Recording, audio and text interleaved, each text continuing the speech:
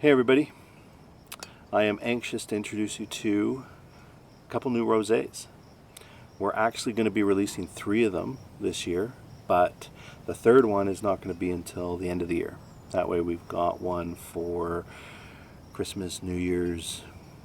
We'll see if the whole 20 or 30 case makes it to Valentine's Day, but that one will be a bit later. It's a neat one. You're going to love it.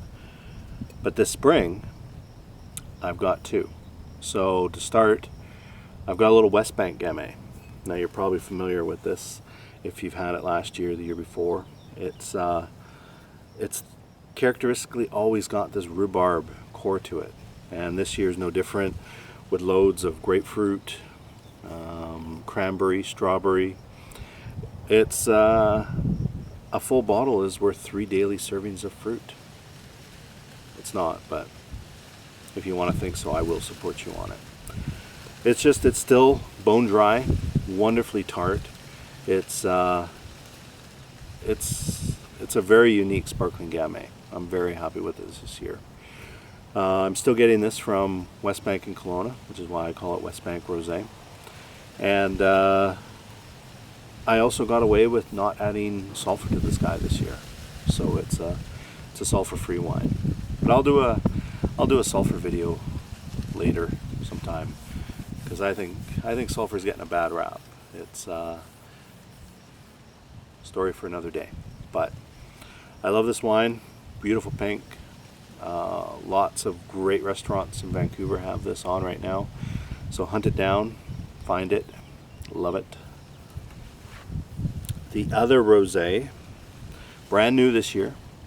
It's a very new vineyard for me, called Cava, and that is the name of the vineyard, and it is literally right up above me here. It's in Naramata Fruit, and it's right above Nickel Vineyards, almost right in between Nickel Vineyards and Daydreamer.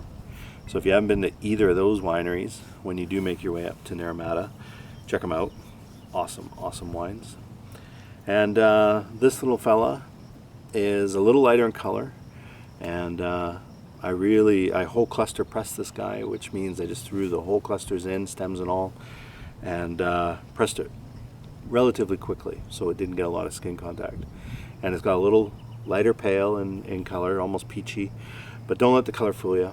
It is an absolutely beautiful, elegant wine, and it's got a little bit of sweetness to it, but it's got really nice acid. And what that does is, when you first taste it, you get that little hint of sweetness, and then it finishes bone dry. It's just so friendly. It's one of these guys that'll disappear a little too quickly, if you know what I mean. So, and yeah, these are my 2 rosés this year. Now the West Bank comes in both sizes again, meaning regular 750ml and half bottles, but Cava is only 750ml bottles only. So what we've done this year is only picked 1 white and 1 rosé from each batch and done half bottles with them. We love the half bottle program, but if you can imagine, labeling and logistic nightmares of trying to keep track of them all is lesson well learned. So we're still going to do half bottles. They're always going to be I think a part of our regime, but I know if I had it my way, I would only do magnums, because it's half the work. But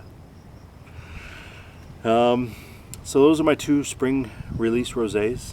Decent quantities on them, like 170 to 300 cases in each of those. So yeah, they should be around for a good chunk of the summer.